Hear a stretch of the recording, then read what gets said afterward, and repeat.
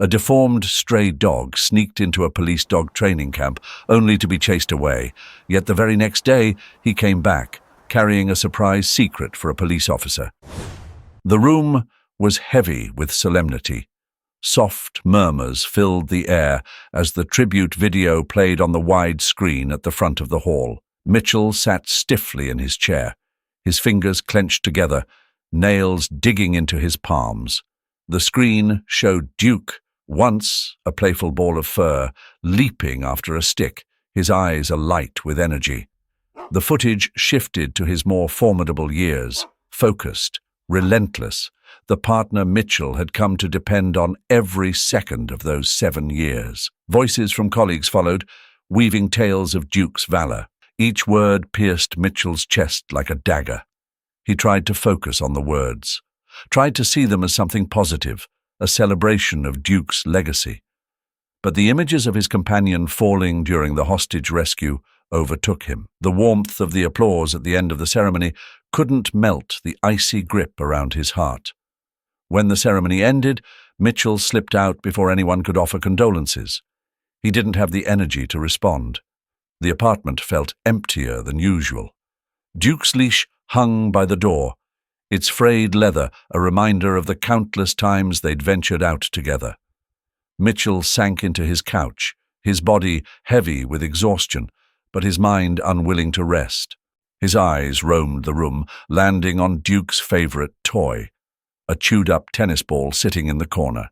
The knot in his chest tightened. He tried to sleep, but every time he closed his eyes, the scene replayed in his mind. The crack of gunfire. Duke lunging forward, teeth bared, protecting Mitchell as always. The moment Duke's body hit the ground echoed endlessly in his mind. Mitchell sat up, running his hands through his hair. The clock read 2:47 a.m. He grabbed his jacket and headed out.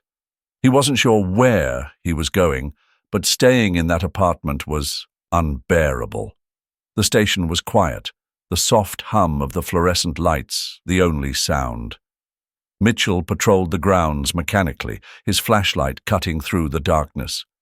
The night was crisp, the kind of cold that stung your skin just enough to remind you it was there.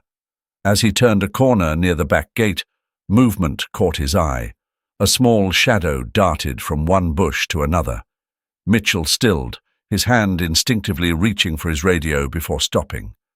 He stepped closer, the beam of his flashlight landing on a small figure huddled by the fence. It was a puppy, no bigger than a loaf of bread. Its fur was matted with dirt, and its ribs showed through its thin coat. It stared at him with wide, cautious eyes, ears flattened against its head. "Well, what are you doing here, huh?" Mitchell crouched, his voice low, careful not to startle it. The puppy didn't move, its body tense, poised to run. "I'm not gonna hurt you," he said softly. The puppy stayed still, its gaze locked on him. Mitchell sighed, straightening. He went back inside the station, rummaging through the break room until he found some leftover food. When he returned, the puppy hadn't moved. He placed the plate on the ground and stepped back. It took a few moments, but the puppy eventually crept forward, nose twitching as it sniffed the food. Then it lunged, devouring the meal with frantic energy. Mitchell watched silently. The puppy's desperation tugged at something deep inside him. It wasn't pity, it was more complex, a mix of familiarity and longing. For the first time in weeks, he didn't feel entirely alone. When the plate was clean, the puppy looked up at him briefly, its eyes softening just a little, before turning and darting back into the shadows. Mitchell stood there, the cold biting at his skin, his hands shoved into his pockets. He stayed like that for a long time, staring into the darkness where the puppy had disappeared. Something about that little creature unsettled him, but not in a bad way. It was as if some invisible thread had been woven between them in those few brief moments. Mitchell didn't know why, but as he walked back inside, he felt the faintest glimmer of something he hadn't felt in weeks. Hope. The training field buzzed with activity that morning. The SWAT team worked alongside their trained dogs, the air punctuated by sharp whistles and firm commands. It was the kind of routine Mitchell had seen countless times, yet today his mind wandered. Duke's absence was a void he couldn't fill. Then, out of nowhere, a streak of fur bolted onto the field. Heads turned as the scrappy puppy from the night before darted between handlers and dogs, its tail wagging furiously. The puppy yipped playfully, stopping just long enough to roll on its back and flash its muddy belly before bounding off again. "Mitchell!" one of the handlers called out, laughing. "Looks like we've got an uninvited guest." Mitchell stepped forward, arms crossed, watching the little intruder. The puppy's antics had disarmed even the most stoic officers. It chased after a ball meant for one of the K9s, tripped over its own paws, and let out an indignant bark when the ball rolled away.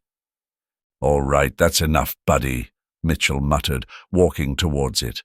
The puppy froze as he approached but didn't run. Instead, it sat on its haunches, tilting its head as if sizing him up. Mitchell crouched down, his voice calm. "You again? What are you doing here?" As he reached to scoop the puppy up, his hand paused. There on the puppy's belly was a mark, a faint, irregular patch of fur that stopped him cold. It was identical to Duke's. For a moment, Mitchell felt like the world had tilted. He blinked, half expecting the image to change, but it didn't. The mark was still there, as clear as the memories it stirred.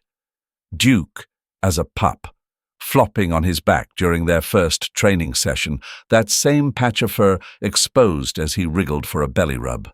Mitchell swallowed hard, his throat tightening. The training field blurred around him, the sounds of commands and barking fading into the background. "Mitchell!" a voice snapped him back.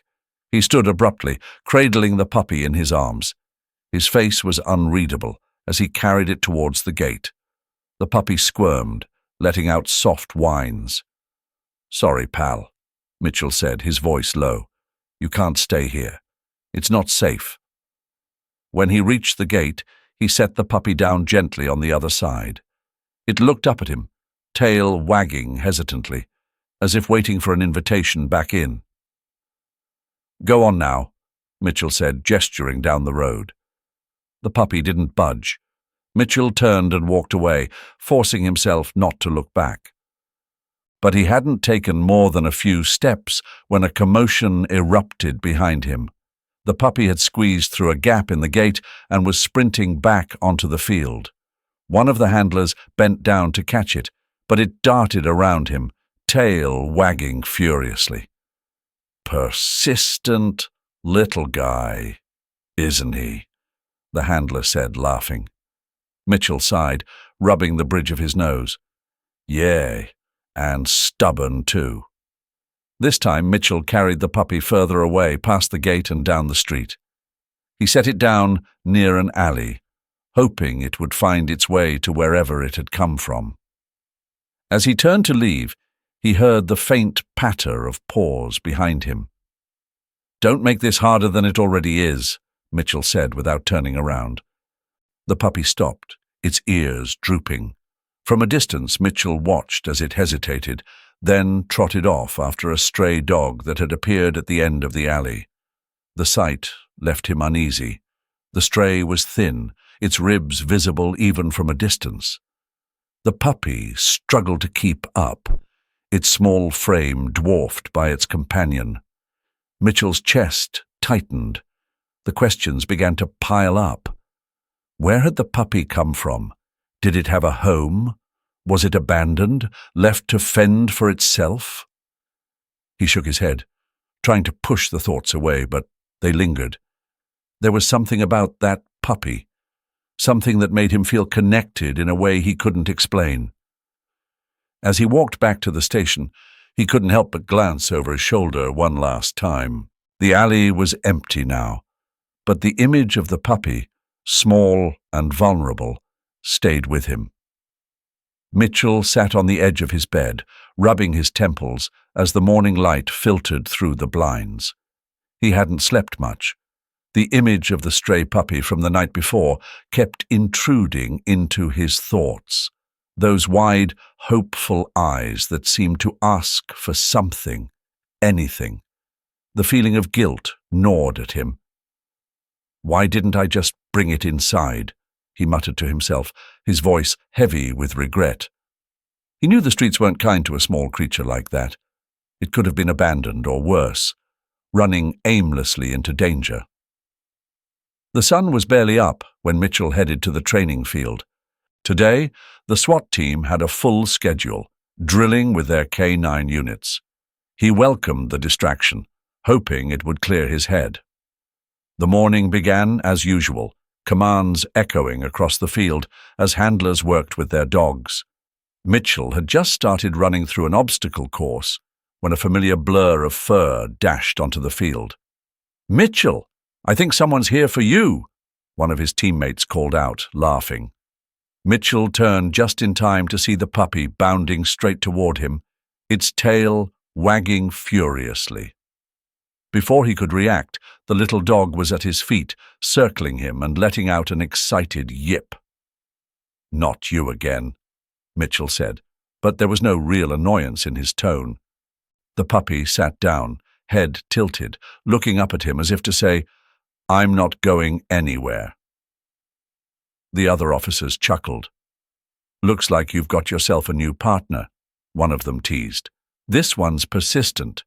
Mitchell sighed but couldn't help the faint smile creeping onto his face. All right, you win," he muttered, bending down to scoop up the muddy, energetic pup. By the end of the training session, it was clear the little dog wasn't going to leave. Mitchell had tried to shoo it away more than once, but it kept coming back, trotting after him with determination. When the session wrapped up, Mitchell made a decision. He picked the puppy up, holding it close. "Guess you're sticking around, huh?" he said quietly. "All right. But you need a name." He thought for a moment, then said, "Max. You look like a Max." The puppy barked once, almost as if in agreement. Mitchell's first stop was the local vet. As he sat in the waiting room, Max curled up in his lap, finally calm after hours of relentless energy. The vet called them in, running a thorough check. "Healthy overall," the vet said, "but the tail's a little patchy, likely from stress or malnutrition. And he needs deworming immediately." Mitchell nodded, listening intently. "Can we fix him up?" "Absolutely. A little care and good nutrition, and he'll be good as new," the vet assured him. Later, as they left the clinic, Mitchell looked down at Max, who was now trotting confidently beside him on a leash. "Well, buddy, looks like you're officially mine now." Bringing Max back to the station turned out to be the best decision Mitchell had made in a long time. From the moment they walked in, Max's boundless energy filled the air. He darted from person to person, winning over everyone with his playful antics and curious nature. "He's got more personality than some of the rookies," joked one of the officers. Max quickly made himself at home, chasing balls down the hallway, sniffing around desks, and even attempting to follow the senior K9s during training. Mitchell found himself smiling more than he had in months, the weight of losing Duke beginning to lift. That evening, as Mitchell sat at his desk, Max curled up at his feet, exhausted but content. He reached down, scratching behind the puppy's ears. "You know," he said softly, "maybe you're just what I needed after all." In Max's quiet companionship, Mitchell began to feel a spark of hope, a reminder that even in loss there's room for something new, something unexpected, to take root. The training field stretched wide under the pale morning sun, a space alive with the sounds of commands and the swift movements of trained dogs weaving through obstacles. Max stood at the edge, his small frame dwarfed by the towering structures meant to test agility and discipline. His ears perked up, eyes darting with curiosity as he observed the other dogs, their precision and power. Mitchell knelt beside him, adjusting the small harness around Max's chest. "You ready for this, buddy?" he murmured. Max tilted his head, as if weighing the question, then let out a sharp bark. The session began with basic commands: sit, stay, fetch. Despite his size and age, Max picked up the cues almost instinctively. His focus was unshakable, his movements quick, though not always graceful.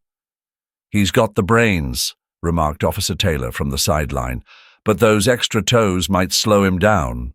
Mitchell didn't respond, his gaze fixed on Max as the pup stumbled mid-sprint, his hind legs faltering. Max tumbled forward but quickly scrambled to his feet, shaking off the fall with a determined wag of his tail. Mitchell walked over, crouching to meet Max at eye level. "You okay, pal?" he asked, running a hand gently over Max's side. Max nuzzled his hand in response, his tail wagging faster. "That's the spirit," Mitchell said softly. Later that day, the team gathered in the break room, reviewing footage from the training session. Max's intelligence was undeniable, but the stumble replayed on the screen cast a shadow over his potential. "Have we found an owner yet?" Mitchell asked, breaking the silence. Lieutenant Harris shook his head. "We put out the notice yesterday. A few folks came by, but none matched his description. So, he's really just out there on his own?" Mitchell's voice carried a mix of disbelief and concern. "Looks that way," Harris replied. The thought gnawed at Mitchell. Max wasn't just a stray, he was someone's dog once, or so Mitchell believed. Yet the lack of a claim raised questions. Was Max abandoned, or was there something more to his story? The next morning, Mitchell met with the station's veterinary consultant, Dr. Carter. The two stood in the clinic, Max lying on the exam table between them. "His extra toes are an issue," Dr. Carter began, her tone measured. "They're going to cause balance problems, maybe even chronic pain as he grows." "Is surgery the only option?" Mitchell asked. "It's the best option," Carter said, "but it's not without risks. He's still young, and recovery could be tough." Mitchell looked at Max, who was now gnawing on the edge of a stethoscope, oblivious to the weight of the conversation. "It's up to you, Mitchell," Carter added. "He's got potential, but this could be a setback." The decision loomed large in Mitchell's mind. Max had shown promise, but was it fair to put him through a procedure with no guarantee of success? Back at the training field, Max was back in action. Despite the earlier tumble, he attacked the tasks with renewed vigor. His determination was infectious, drawing the attention of the other officers. "Look at him go," Taylor remarked. "He doesn't know when to quit, does he?" "No, he doesn't," Mitchell replied, a faint smile tugging at his lips. Max bounded over hurdles, zigzagged through cones, and even managed to retrieve a small dummy in record time. His energy seemed boundless, his focus razor-sharp. "Maybe he's got what it takes after all," Harris said, crossing his arms. Mitchell watched as Max trotted back to him, dummy in tow, his tail wagging proudly. He crouched down, scratching behind Max's ears. "You've got more fight in you than I expected, little guy," Max barked, his eyes bright with mischief. As the day ended, Mitchell found himself staring out at the training field, Max's small silhouette darting across the fading light. There was something undeniable about the pup's spirit, something that refused to be defined by a defect. "We'll figure it out," Mitchell muttered to himself. "One way or another, we'll figure it out." Max, as if sensing the resolve in his trainer's voice, bounded toward him, ready for whatever came next. It was a crisp morning when Mitchell arrived at the clinic, Max trotting obediently by his side. The past month had been a whirlwind of training and care, culminating in today's surgery to remove the extra toes that had plagued Max's potential. Max sat on the cold tile floor, his tail thumping gently against Mitchell's boot, as if to say, "I trust you." Inside the sterile operating room, Dr. Bennett, a seasoned veterinarian with decades of experience, prepared for the procedure. "Don't worry, Mitchell," she said, her voice steady. "Max will be fine. This is a routine operation." Mitchell nodded, though his jaw remained tight. He watched as the anesthesia began to take effect, Max's bright eyes slowly closing. Before leaving the room, Mitchell gave a quiet murmur, almost to himself. "You've got this, buddy." Hours later, Dr. Bennett emerged from the operating room, her face unusually serious. "Mitchell," she began cautiously, "there's something you need to see." Dr. Bennett led Mitchell back into the room where Max lay recovering. She gestured to Max's hind leg, where she had shaved the fur for the operation. Embedded in the skin near his ankle was a small, barely noticeable tattoo, a sequence of numbers and letters etched in tiny black ink. What does that mean?" Mitchell asked, leaning in closer, his voice low with suspicion. "It's a breeding mark," Dr. Bennett explained. "Reserved for dogs bred under strict programs. This isn't just any stray." The room grew quiet as she brought out a small kit for DNA testing. "It's rare to see these marks outside of highly regulated programs. Let's run a test. It'll confirm everything." Mitchell's mind churned with possibilities as he watched Dr. Bennett collect the sample. Hours stretched like days as he waited for the results, pacing the clinic's waiting room, his thoughts a mix of curiosity and unease. When Dr. Bennett finally returned, the results in hand, her expression was unreadable.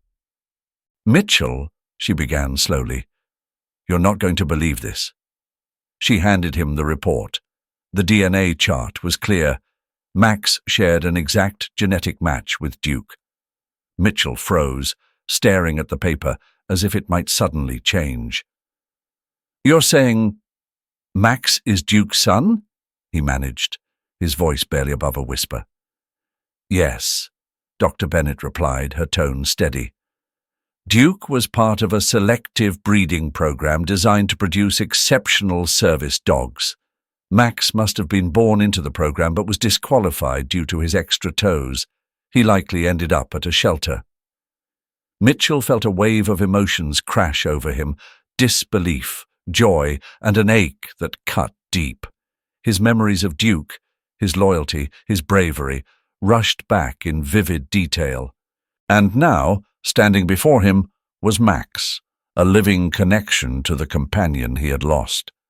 Mitchell knelt beside Max, still sedated but stirring faintly. "You're Duke's boy," he murmured, his hand gently stroking Max's head. That's why you found me."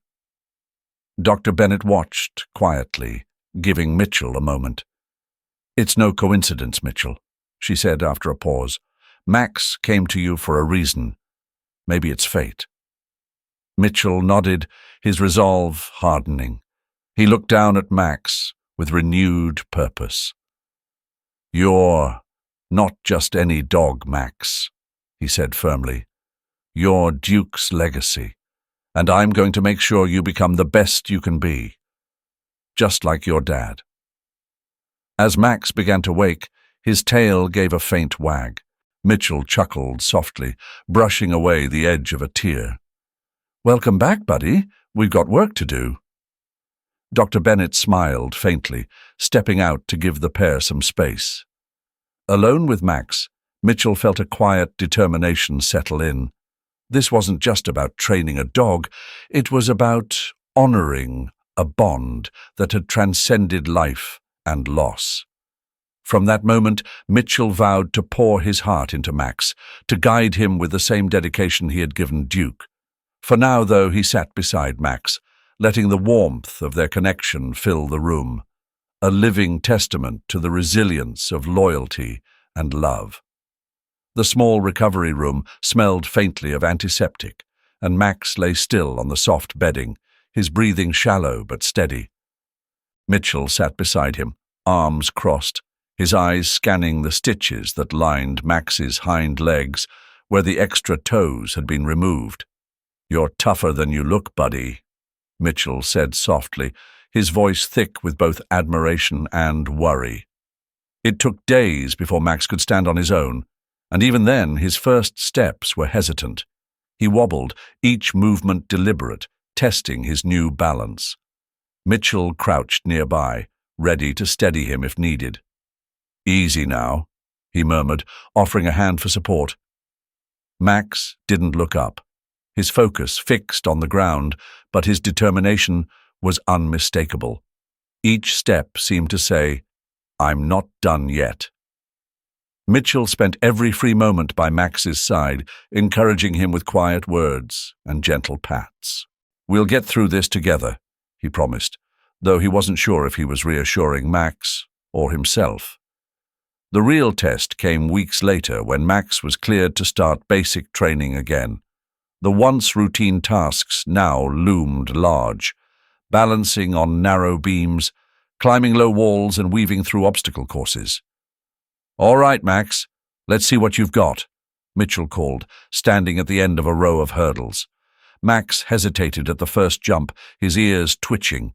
Mitchell crouched and clapped his hands. "Come on! You've done this before. Show me you're still the champ."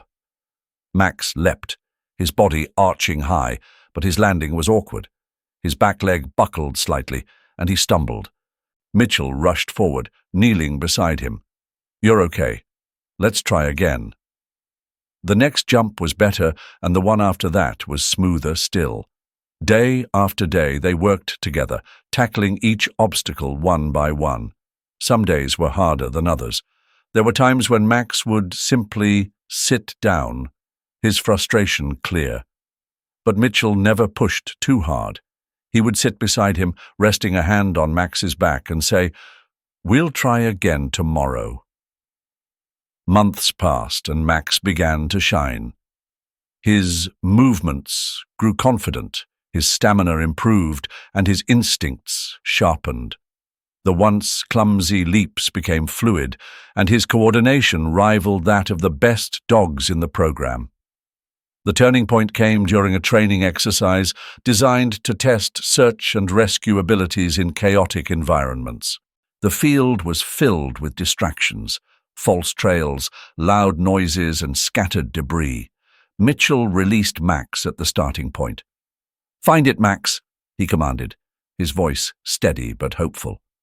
Max sniffed the air, his tail wagging with determination. He moved methodically, ignoring the chaos around him. Within minutes, he stopped and barked, his nose pointing at a hidden article buried beneath a pile of scrap wood. The trainer, watching the exercise, whistled low. "That's some dog you've got there, Mitchell. First one to finish the course all week." Mitchell beamed with pride. "He's got Duke's spirit," he said quietly, ruffling Max's fur. By the time the final evaluations came around, Max had proven himself in every category: physical fitness, intelligence, and coordination. He stood tall in the lineup of trained dogs, his eyes alert and ready. Mitchell stood beside him, his chest swelling with pride as the chief announced Max's official induction into the SWAT Canine unit. The ceremony was simple but meaningful. As Mitchell knelt to place the official collar on Max, he whispered, "You've earned this, Max." Duke would have been proud. From a stray pup wandering the streets to a fully fledged police dog, Max had transformed into more than Mitchell's partner. He was family. Together, they stood as a testament to resilience, loyalty, and the unbreakable bond between man and dog. The chase had started like many others. A late-night briefing, Mitchell and Max taking their place at the front of the SWAT team, prepared for the hunt. The target this time was a heavily armed group holed up in an abandoned warehouse. 5 years of working side by side had forged an unbreakable bond between Mitchell and Max, each move synchronized, their trust absolute. The air was heavy with tension as they moved into position. Mitchell's hand hovered near his firearm, Max staying close by his side. The faint hum of the team's communication gear filled the silence. Mitchell signaled to advance. The explosion came first, a deafening roar that sent dust and debris flying. The team staggered, and before anyone could regroup, gunfire erupted. It was chaos. Mitchell barely had time to duck before a bullet grazed the concrete near his feet. He turned, calling for Max, who had already launched himself toward the nearest threat. "Max, no!" Mitchell's voice cut through the pandemonium, but it was too late. Max had zeroed in on a man raising his weapon. The dog's sheer momentum took the attacker down, but a gunshot rang out before the man hit the ground. Mitchell felt his heart stop as he saw Max stagger, then collapse. He didn't think. His body moved on instinct, firing at the remaining threats while dragging Max behind the nearest cover. Pain seared through his shoulder, a bullet finding its mark, but he didn't falter. Blood soaked through his shirt, but Mitchell clung to Max, cradling the dog against him. "We're getting out," he whispered, gritting his teeth against the pain. "You hear me, buddy? I'm not losing you too." Mitchell woke to a sterile, blinding light. His body ached, his shoulder a throbbing reminder of the night before. He groaned, trying to sit up, but the movement sent waves of pain through his torso. "Take it slow," a nurse said, pressing him gently back onto the bed. "Where's Max?" Mitchell's voice cracked, raw and desperate. The nurse hesitated before gesturing toward a room at the end of the hall. "He's in critical care." Mitchell didn't wait for permission. Ignoring the stabbing pain in his shoulder, he swung his legs over the side of the bed and staggered to his feet. The nurse's protests faded into the background as he pushed his way toward the room. Through the glass, he saw Max lying motionless, hooked up to machines that beeped steadily. The sight punched the air from his lungs. "You hang on," he murmured, pressing his forehead against the glass. "You don't get to leave me, Max. Not after everything." Hours turned into a blur as Mitchell stayed by Max's side. He wasn't allowed in the room, but he refused to leave the hallway. He sat slumped against the wall, ignoring the burning in his shoulder, whispering prayers he hadn't said in years. Memories of Duke flooded back. The same hospital walls, the same helplessness. He remembered the last time he had begged for a miracle and how it hadn't come. Mitchell couldn't go through it again. "Please, Max," he said, voice breaking. "Just open your eyes. Just one more time." It was near dawn when the soft bark came. Mitchell bolted upright, heart hammering. Inside the room, Max's tail gave a weak wag and his eyes fluttered open. Mitchell didn't care about the tears streaming down his face as he stumbled into the room. "You stubborn mutt," he choked out, kneeling beside the bed. "You just can't make it easy for me, can you?" Max tried to lift his head, but the effort was too much.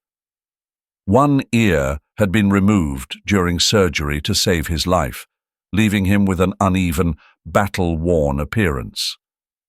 Mitchell reached out, gently resting a hand on the dog's head. "You're still the best partner I could ask for," he said. "We'll get through this together." As Max drifted back into sleep, Mitchell sat beside him, the weight of the night finally lifting. He knew what came next.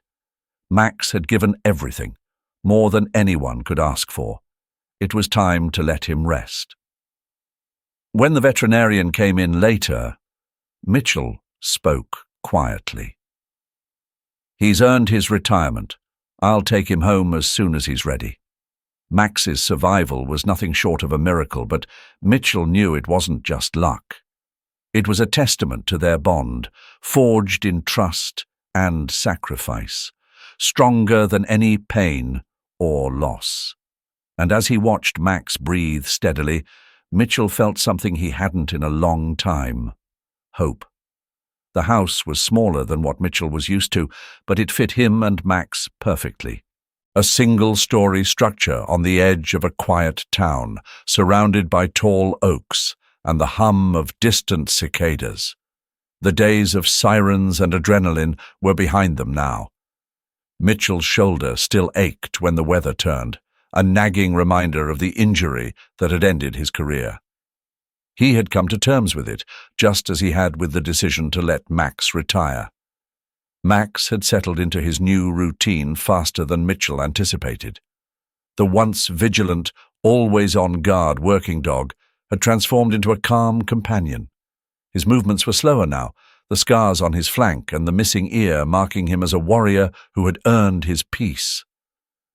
Mitchell often found himself watching Max with quiet admiration. "You like it here, don't you, buddy?"